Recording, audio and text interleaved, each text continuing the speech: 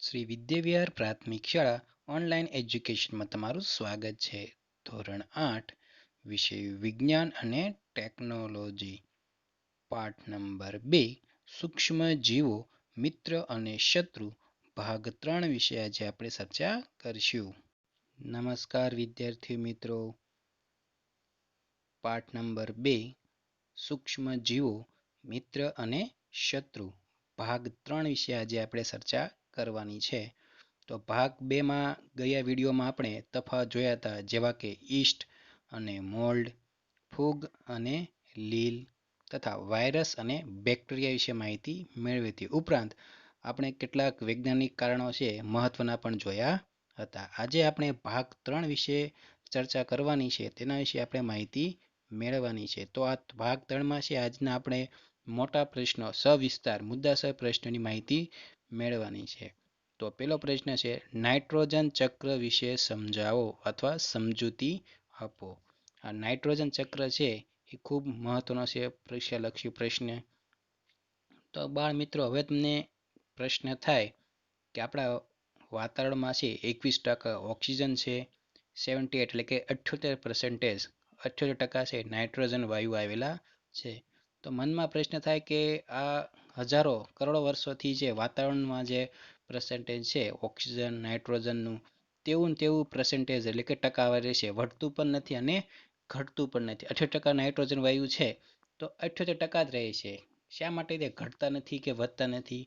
તો એ શા માટે એમને નાઇટ્રોજન વાયુ રહે છે, તેના વિશે આપણે આ પાઠમાં છે એ આ પ્રશ્નમાં છે ચર્ચા કરવાની છે. તો નાઇટ્રોજન ચક્ર, જેમ કાર્બન ચક્ર, ઓક્સિજન ચક્ર આવે તેમ નાઇટ્રોજન ચક્ર વિશે આપણે માહિતી મેળવવાની છે. તો એની આકૃતિ અને વિસ્તારથી મુદ્દા તો જોઈએ. પેલો પોઈન્ટ કે વાતાવરણમાં 78% નાઇટ્રોજન વાયુ છે. આપણે જાણીએ છીએ કે વાતાવરણમાં કેટલા ટકા નાઇટ્રોજન વાયુ રહેલો છે? તો 78%. 21% ઓક્સિજન અને બાકીના જે અન્ય વાયુઓ છે. તો વાતાવરણમાં 78% છે નાઇટ્રોજન વાયુ છે. બીજો પોઈન્ટ, પ્રાણીઓ વાતાવરણીય નાઇટ્રોજનનો સીધો ઉપયોગ કરી શકતા નથી. આપણે જાણીએ છીએ કે પ્રાણીઓ છે એ વાતાવરણમાંથી સીધો જ નાઇટ્રોજન વાયુ છે એ ગ્રહણ કરી શકતા નથી. નાઇટ્રોજન વાયુ છે આપણે એક યા બીજી સાપેક્ષ વસ્તુઓ દ્વારા છે એ નાઇટ્રોજન વાયુ સીધો ગ્રહણ કરતા હોઈએ છીએ. ડાયરેક્ટ વાતાવરણમાંથી સીધો નાઇટ્રોજન ઉપયોગ કરી શકતા નથી. હા, ઓક્સિજન આપણે સીધો ગ્રહણ કરીએ છીએ, પણ નાઇટ્રોજન વાયુ છે આપણે સીધો ગ્રહણ કરી શકતા નથી. આગળનો પોઈન્ટ, ભૂમિમાં રહેલ રાઇઝોબિયમ અને એક્ઝોટોબેક્ટર બેક્ટેરિયા તથા એનાબીના અને નોસ્ટોક પ્રકારની નીલહરિત લીલ વાતાવરણમાં રહેલ નાઇટ્રોજનનું સ્થાપન કરીને જરૂરી નાઇટ્રોજન ક્ષારોમાં રૂપાંતર કરે છે. આગળ આપણે જોયું હતું કે જમીનમાં રાઇઝોબિયમ અને એક બીજું નામ આપ્યું છે એક્ઝોટોબેક્ટર બેક્ટેરિયા તથા એનાબીના અને નોસ્ટોક પ્રકારની નીલહરિત વનસ્પતિ છે, એટલે કે વાતાવરણમાં લીલ છે, એ નાઇટ્રોજનનું સ્થાપન કરીને જરૂરી નાઇટ્રોજનનું ક્ષારોમાં રૂપાંતર કરે છે. આ રાઇઝોબિયમ બેક્ટેરિયા છે એ વાતાવરણમાંથી સીધો જ નાઇટ્રોજન વાયુ ગ્રહણ કરીને એ મૂળમાં નાઇટ્રોજનનું સ્થાપન કરે છે. આ નોસ્ટોક પ્રકાર નીલહરિત વનસ્પતિ છે એ પણ વાતાવરણમાંથી નાઇટ્રોજનનું સ્થાપન કરીને ક્ષારોમાં, એટલે કે જે વાતાવરણમાં જે વૃક્ષો છે એનામાં ક્ષારોમાં શું કરે છે? રૂપાંતર કરે છે. આગળનો પોઈન્ટ, આકાશમાં વીજળીનો ચમકારો થાય છે ત્યારે વાતાવરણનો નાઇટ્રોજન વાયુ નાઇટ્રોજનના ઓક્સાઇડમાં ફેરવાય છે. આકાશમાં જે વીજળી થાય છે એ ચમકારામાં છે, એ તિરાડમાં છે, જે ચમકારો આપણે દેખાય છે એમાં નાઇટ્રોજન વાયુ છે મુક્ત થાય છે અને નાઇટ્રોજનના ઓક્સાઇડમાં તે ફેરવાય છે. તે વરસાદના પાણીમાં ઓગળી જમીન પર આવે છે અને જમીનમાં નાઇટ્રોજનના સંયોજન બનાવે છે. એ ચમકારો, જ્યારે વીજળીનો ચમકારો થાય ત્યારે એ ચમકારામાં છે નાઇટ્રોજન વાયુ છે મુક્ત થાય છે અને નાઇટ્રોજનના ઓક્સાઇડમાં પાણી સાથે મિશ્રણ થઈને તે વરસાદના પાણીમાં આવે છે અને જમીન પર પડતા તે ઓગળી જાય છે. જમીન પર ઓગળીને જમીનમાં એ ઉતરે છે પાણી સાથે અને નાઇટ્રોજન શું કરે છે? સંયોજનો બનાવે છે. હવે પાણીમાં ઓગળી નીચે આવે, જમીનમાં ઉતરે એટલે પછી જે વનસ્પતિ ઉગે તેના મૂળમાં કે કોઈ વનસ્પતિના પાસે એ નાઇટ્રોજન જાય છે. ત્યારબાદ આગળનો પોઈન્ટ, નાઇટ્રોજન સંયોજનનો ઉપયોગ વનસ્પતિ અને ત્યારબાદ પ્રાણીઓ કરે છે અને તેમાંથી પ્રોટીન મેળવે છે. હવે જે આ નાઇટ્રોજન ઓક્સાઇડ બનીને વરસાદના પાણી સાથે ઓગળી જમીન પર આવે છે, એટલે જમીનમાં ઉતરે છે, નાઇટ્રોજન છે એના સંયોજન બનાવે છે. હવે એ કેવી રીતે ઉપયોગ કરશે નાઇટ્રોજનના? તો એ વનસ્પતિ અને ત્યારબાદ પ્રાણીઓ કરે છે અને તેમાંથી પ્રોટીન મેળવે. વૃક્ષો છે એ આપણે જાણીએ જમીનમાંથી ઉગે છે, એટલે જમીનમાંથી નાઇટ્રોજન વાયુનો છે એ ઉપયોગ કરે છે અને વૃક્ષો ઉગે. હવે આ વૃક્ષોને છે એ કોણ ખાય છે? તો પ્રાણીઓ ખાય છે. પ્રાણીઓ છે એ ખાય છે, જેમ કે કોઈ ગાય છે, ભેંસ છે, એ આ વનસ્પતિઓ કે વૃક્ષો ખાય છે. એટલે એમાંથી જે દૂધ મળે એ આપણે ઉપયોગ કરીએ છીએ. તો આવી રીતે છે એ નાઇટ્રોજન ચક્ર છે એક પછી એક બીજા પ્રાણીઓ કે એ માનવી દ્વારા છે એ ફરતું રહે છે, એમાંથી પ્રોટીન મેળવે છે. આગળનું પોઈન્ટ, વનસ્પતિ અને પ્રાણીઓના મૃત્યુ બાદ બેક્ટેરિયા તેને પુનઃ નાઇટ્રોજનના સંયોજનમાં રૂપાંતર કરે છે. હવે આ વનસ્પતિ સુકાઈ જાય કે પ્રાણીઓ મૃત્યુ બાદ થાય તો એને જમીનમાં આપણે દાટીએ છીએ અને પછી બેક્ટેરિયા દ્વારા છે એને પુનઃ નાઇટ્રોજનના સંયોજનમાં રૂપાંતર કરે છે. એટલે કે એ વૃક્ષો થાય તૂટી જાય તો એને અમે જમીનમાં દટાઈ જાય છે અને પ્રાણીઓ મૃત્યુ બાદ છે એને આપણે જમીનમાં દાટીએ તો અમુક જે નાના નાના સૂક્ષ્મ જેવા બેક્ટેરિયા છે એને નાઇટ્રોજનના સંયોજનમાં રૂપાંતર કરે છે અને ધૂળ સાથે તે વિઘટન કરી દે છે. આમ પાછું નીની નાઇટ્રોજન વાયુ છે એ આપણે જમીનમાં મળે છે. આગળનો પોઈન્ટ, કેટલાક વિશિષ્ટ બેક્ટેરિયા નાઇટ્રોજનના સંયોજનને નાઇટ્રોજન વાયુમાં રૂપાંતરિત કરે છે, જે વાતાવરણમાં પાછો ફરે છે. તો કેટલાક વિશિષ્ટ પ્રકારના જે બેક્ટેરિયા છે એ સંયોજનને નાઇટ્રોજનના વાયુમાં શું કરે છે? ફરીવાર રૂપાંતર કરે છે અને વાતાવરણમાં પાછો ફેલાવે છે. જેમ આપણે બેક્ટેરિયા જોયું હતું રાઇઝોબિયમ, એ બધા તો એ વાયુમાં પાછા છે જમીનમાંથી કેટલાક બેક્ટેરિયા છે એ પાછા છે એ વાયુમાં એટલે કે વાતાવરણમાં મુક્ત કરે છે. પરિણામે નાઇટ્રોજનની માત્રા જળવાઈ રહે છે અને નાઇટ્રોજન ચક્ર ચાલ્યા કરે છે. પરિણામે નાઇટ્રોજન વાયુ છે જેનું પર્સન્ટેજ છે 78%, તે જળવાય છે, વધતો પણ નથી અને ઘટતો પણ નથી. તો આકૃતિ આપણે વિસ્તારથી જોઈએ કે નાઇટ્રોજન ચક્ર છે એ વાતાવરણ નાઇટ્રોજન છે એ નાઇટ્રોજનના સ્થાપક બેક્ટેરિયા જેમ કે રાઇઝોબિયમ, નીલ હરિત લીલ દ્વારા વાતાવરણ નાઇટ્રોજન શું કરે છે? સ્થાપન કરે છે. હવે એ સ્થાપન છે બેક્ટેરિયા દ્વારા સ્થાપિત નાઇટ્રોજનનું શાળામાં શું કરે છે? રૂપાંતર કરે છે. વીજળીના ચમકારા દ્વારા છે નાઇટ્રોજનનું છે એ નાઇટ્રોજન ઓક્સાઇડ છે પાણી સાથે જમીન પર આવે છે એનું ઓગળીને જમીનમાં શું કરે છે? ભૂમિમાં નાઇટ્રોજનનું સંયોજન બનાવે છે. હવે સંયોજન બન્યા બાદ છે વનસ્પતિઓ દ્વારા તેના ઉપયોગમાં લેવાય છે. કયો? કે નાઇટ્રોજન વાયુ છે જમીનમાં ઓગળે છે પાણી વરસાદના, એનો ઉપયોગ કોણ કરે છે? તો વનસ્પતિ દ્વારા ઉપયોગમાં લેવાય છે. વનસ્પતિનો ઉપયોગ લેવા બાદ તે કોણ ઉપયોગ કરે છે? તો પ્રાણીઓ છે વનસ્પતિને ખાય છે. વનસ્પતિને કોણ ખાય છે? પ્રાણીઓ વનસ્પતિ ખાય છે. હવે એ પ્રાણીઓ વનસ્પતિ ખાધા બાદ મૃતદેહ અને ઉત્સર્જન તંત્ર દ્વારા નાઇટ્રોજનનો કચરો છે એ આપણે જમીનમાં ભળે છે અને પાછું એ ભૂમિમાં છે નાઇટ્રોજનના સંયોજનો છપાય છે. અંતે કેટલાક બેક્ટેરિયા છે એ નાઇટ્રોજન યુક્ત સંયોજનમાં નાઇટ્રોજનને ફરી વાયુમાં ફેરવે છે. આમ નાઇટ્રોજન ચક્ર છે સતત ચાલ્યા કરે છે. એટલે વાતાવરણ નાઇટ્રોજનનું પ્રમાણ છે એ વધતું પણ નથી અને ઘટતું પણ નથી, એટલે જળવાઈ રહે છે. તો ખાસ મહત્વનું છે નાઇટ્રોજન ચક્ર. જેમ ઓક્સિજન ચક્ર છે તેમ નાઇટ્રોજન ચક્ર પણ છે એ આ પૃથ્વી ઉપર ચાલ્યા રહે છે, ફરતું રહે છે. એટલે નાઇટ્રોજન ચક્ર દ્વારા છે એ વાતાવરણ નાઇટ્રોજન વાયુ છે એ પોતાનું છે એ જળવાઈ રહે છે પરિણામ, અને ઘટતું પણ નથી અને વધતું પણ નથી. એની માત્રા છે એ મધ્યમ નિશ્ચિત હોય છે જળવાઈ રહેવા માટે. ત્યારબાદ બીજો પ્રશ્ન જોઈએ તો ખાદ્ય પદાર્થોની જાળવણીની પદ્ધતિઓ જણાવો. ખાદ્ય પદાર્થ એટલે કે જે આપણે જે ખાવાલાયક જે પદાર્થો છે એટલે કે જે વસ્તુઓ છે એ બગડતી અટકાવવા માટે કેટલીક વિશિષ્ટ પદ્ધતિઓ છે તેના વિશે આજે આપણે સમજૂતી મેળવવાની છે. ખાદ્ય પદાર્થોની જાળવણીની પદ્ધતિ, આપણે જે ઘરે ખોરાક છે એ ખોરાક આપણે જોઈએ છીએ અમુક જે ખોરાક છે એ લાંબો સમય સુધી સારો રહે, બગડે નહીં, તેના માટે કેટલીક પદ્ધતિઓ આપણે ઘરગથ્થી છે એ અપનાવતા હોઈએ છીએ. તો જોઈએ તેના વિશે. ખાદ્ય પદાર્થોને તેમનું પોષણ મૂલ્ય જળવાઈ રહે તે રીતે બગડતા અટકાવવા તેને ખોરાકની જાળવણી કહે છે. વ્યાખ્યા આપેલી છે. શું કહે છે? કે ખાદ્ય પદાર્થોને તેમનું પોષણ મૂલ્ય જળવાઈ રહે, આપણે જે ખોરાક ખાઈએ છીએ તેનું જે પોષણ મૂલ્ય છે એ જળવાઈ રહે, બગડે નહીં, તે રીતે બગડતા અટકાવવા એટલે કે બગડે નહીં તે રીતે અટકાવવા તેને ખોરાકની જાળવણી કહે છે. એટલે કે ખોરાક બગડતો અટકાવવો તેને શું કહેવામાં આવે છે? ખોરાકની જાળવણી. જે આપણે ખાવા લાયક જે ખોરાક છે એનું પોષણ મૂલ્ય જળવાઈ રહે અને તે ખોરાક બગડે નહીં, એટલે કે બગડતો અટકાવવો, તેને શું કહેવામાં આવે છે? ખોરાકની જાળવણી.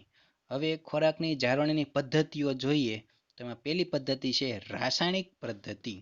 હવે ખોરાકને છે બગડવા તો અટકાવવા માટે પહેલી પદ્ધતિ છે રાસાયણિક પદ્ધતિ. કેટલાક રસાયણનો ઉપયોગ કરીને ખોરાકને છે લાંબો સમયગાળો સુધી છે લાંબો સમય સુધી છે સારો રાખવામાં આવે છે બગડતો અટકાવવા માટે.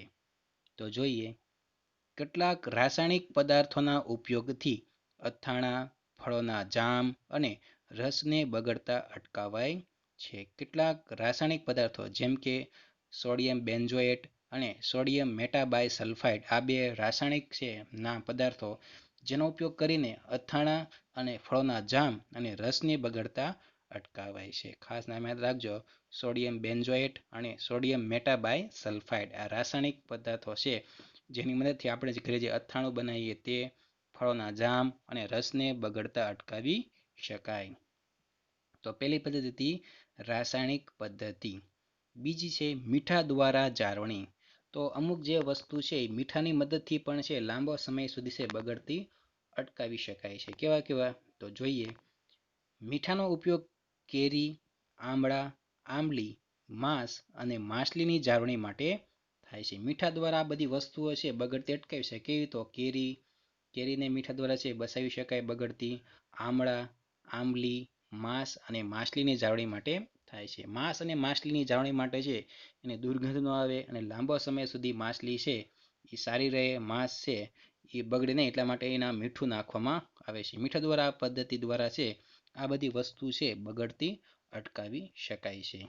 ત્યારબાદ ત્રીજી પદ્ધતિ છે સકરાની મદદથી જાળવણી. સકરા એટલે કે ખાંડ એટલે કે ગળ્યાની મદદથી છે એના મદદથી પણ છે વસ્તુ છે આપણે લાંબા સમય સુધી સારી રહી શકે છે બગડતી નથી. કેવી? તો જોઈએ જામ, જેલી, ફળોના રસ તથા કેટલીક મીઠાઈની જાળવણી ખાંડની ચાસણીના માધ્યમથી સકરા વડે કરવામાં આવે છે. ગળી વસ્તુઓ છે એ લાંબો સમય સુધી સારી રહે છે. જેમ કે જામ છે, જેલી છે, ફળોના રસ છે તથા કેટલીક મીઠાઈઓ છે એ ખાંડની ચાસણી દ્વારા છે એના માધ્યમથી સકરા વડે છે લાંબો સમય સુધી આપણે જાળવી શકીએ છીએ, બગડતી નથી. તો સકરાની મદદથી પણ આ બધી જે વસ્તુ છે મીઠાઈ છે એને લાંબો સમય સુધી આપણે સારી રાખી શકીએ છીએ, બગડતી નથી. ત્યારબાદ આગળની પદ્ધતિ છે તેલ અને વિનેગર દ્વારા જાળવણી. તો જોઈએ તેલ દ્વારા અને વિનેગર દ્વારા કઈ રીતે ખોરાકને લાંબો સમય સુધી સારો રાખી શકાય. તો પહેલો પોઈન્ટ, તેનો ઉપયોગ અથાણાને બગડતા અટકાવવા માટે કરવામાં આવે છે. આપણે જાણીએ છીએ તેલનો ઉપયોગ છે મુખ્યત્વે અથાણા જે આપણે ઘરે બનાવીએ કેરીનું કે મુરબ્બાનું કે કોઈ પણ, તો એના માટે છે તેલનો ઉપયોગ કરવામાં આવે છે અને તેલ દ્વારા છે વસ્તુ છે એ લાંબા સમય સુધી સારું રહે છે, બગડી શકતા નથી. બીજું, શાકભાજી, ફળ, માછલી તથા માંસની જાળવણી માટે આ પદ્ધતિ થાય છે. વિનેગર દ્વારા છે શાકભાજી, ફળ, માછલી તથા માંસની જાળવણી પણ છે એ તેલ અને વિનેગર દ્વારા છે સારી રીતે કરી શકાય છે, લાંબા સમય સુધી બગડતા અટકાવી શકાય છે. આગળની પદ્ધતિ છે ગરમી તેમજ ઠંડીની સારવાર. હવે ગરમી એટલે કે ગરમ કરવા અને ઠંડુ રાખવાથી પણ છે એ લાંબા સમય સુધી છે વસ્તુ બગડતી અટકાવી શકાય છે. જ્યારે આપણા ઘરે પહેલા જમાના જે ફ્રીજ નતા ત્યારે ગામડાના લોકો છે હજી પણ છે એ કોઈ વસ્તુ છે રાત્રે છે દૂધને ગરમ કરીને મૂકી દે, દૂધને ગરમ કરીને મૂકી દે તો સવારે છે એ દૂધ છે બગડે નહીં, એટલે કે ગરમ કરવા દે ઠંડુ. તો ઠંડી વસ્તુ છે રાખવાથી પણ છે એ બેક્ટેરિયા છે આગળ વધતા નથી, એના કારણે છે લાંબો સમય સુધી વસ્તુ સારી, એટલે કે ગામડામાં છે એ જે આપણે પાણી પીવાનું જે મટકું હોય ત્યાં મૂકી દે, કારણ કે ફ્રીજ તો પહેલા હતા નહીં. હવે આપણે વસ્તુ છે ફ્રીજમાં મૂકી દઈએ છીએ, તો ફ્રીજમાં રાખવાથી પણ છે વસ્તુ છે લાંબો સમય સુધી સારું રહે, બગડતું નથી. તો જોઈએ ગરમી તેમજ ઠંડીની સારવાર. તો દૂધને ગરમ કરીને પછી ફ્રીજમાં રાખી બગડતું અટકાવાય છે. પેચ્યુરાઇઝેશન પદ્ધતિ, બરોબર ને? તો દૂધને પહેલા આપણે ગરમ કરી દઈએ છીએ પછી તેને ફ્રીજમાં ઠંડુ રાખતા છે એ લાંબો સમય સુધી સારું રહે છે, બગડતું નથી. ત્યારબાદ બીજો પોઈન્ટ, ખોરાકને પણ ફ્રીજમાં મૂકી સૂક્ષ્મજીવોની વૃદ્ધિ અટકાવે છે. તો આપણે જાણીએ છીએ કે સૂક્ષ્મજીવો જે છે એ ઠંડીમાં છે એ વૃદ્ધિ પામતા નથી, અટકી જાય છે એની વૃદ્ધિ. એટલે ફ્રીજમાં ઠંડુ હોવાથી અને બહારનો સંપર્ક થતો નથી એટલા માટે છે ફ્રીજમાં લાંબા સમય સુધી ખોરાક છે એ સારો રહે છે, બગડતો નથી. તો આ હતું ગરમી અને ઠંડીથી સારવાર. આગળ પદ્ધતિ સંગ્રહ અને પેકિંગ. અમુક વસ્તુને સંગ્રહ અથવા પેક કરવાથી પણ છે એ લાંબો સમય સુધી આપણે ખોરાકને છે જાળવી શકીએ છીએ, બગડતો અટકાવી શકીએ છીએ. કેવા કેવા? તો સૂકા મેવો, એટલે બધા જે છે સૂકા મેવા બધા આવે તે મસાલા તથા કાજુ, દ્રાક્ષ કે બદામ, આ સૂકા મેવાને છે એ પ્લાસ્ટિકમાં સંગ્રહ કરવાથી છે લાંબો સમય સુધી સારું રહે છે, બગડતા અટકે છે. સૂકા મેવો, ફળોના રસ, મુરબ્બા તથા શાકભાજીને હવા શુષ્ક બંધ પેકેટમાં સાચવવામાં આવે છે. તો સૂકા મેવા, ફળોના રસ, શાકભાજી હવા શુષ્ક બંધ પેકેટમાં આપણે પ્લાસ્ટિકમાં પેક કરીએ તો એ લાંબો સમય સુધી ખોરાક છે એ બગડતો અટકે છે, બગડતો નથી ને સારો રહે છે. આપણે જોઈએ છીએ કે કોઈ પણ પેકેટ આપણે લઈએ તો મોટાભાગે પ્લાસ્ટિકના પેક હોય છે, હવા શુષ્ક, કારણ કે બહારનો હવાનો સંપર્ક ન થાય વાતાવરણનો, એટલે ખોરાક છે એ લાંબો સમય સુધી સારો રહે છે, બગડતો નથી. તો આ હતી ખોરાક એટલે કે ખાદ્ય પદાર્થોની જાળવણીની પદ્ધતિઓ, સાચવવાની પદ્ધતિઓ. કેવી કેવી? તો રાસાયણિક પદ્ધતિ, બીજી મીઠા દ્વારા જાળવણી, ત્રીજું સકરાની મદદથી જાળવણી, નંબર 4 તેલ અને વિનેગર દ્વારા જાળવણી, 5 ગરમી તેમજ ઠંડીની સારવાર, અને 6 સંગ્રહ અને પેકિંગ. તો આ હતા મહત્વના બે પ્રશ્નો. પહેલો છે નાઇટ્રોજન ચક્ર અને બીજો છે ખાદ્ય પદાર્થોની જાળવણીની પદ્ધતિ. તો વિદ્યાર્થી મિત્રો, તમારા અભ્યાસક્રમમાં પાઠ નંબર 2 સૂક્ષ્મ જીવો મિત્ર અને શત્રુ અહીં પૂર્ણ થાય છે. હવે આપણે નેક્સ્ટ વિડીયોમાં એટલે કે આગલા તાસમાં, આગલા વીકમાં હવે આપણે એક નવા જ એકમ પાઠ નંબર 3 અને નવા જ વિડીયો સાથે મળશું. ત્યાં સુધી ઘરે રહો અને સુરક્ષિત રહો. Stay home, stay safe. ધન્યવાદ, આભાર. Thank you.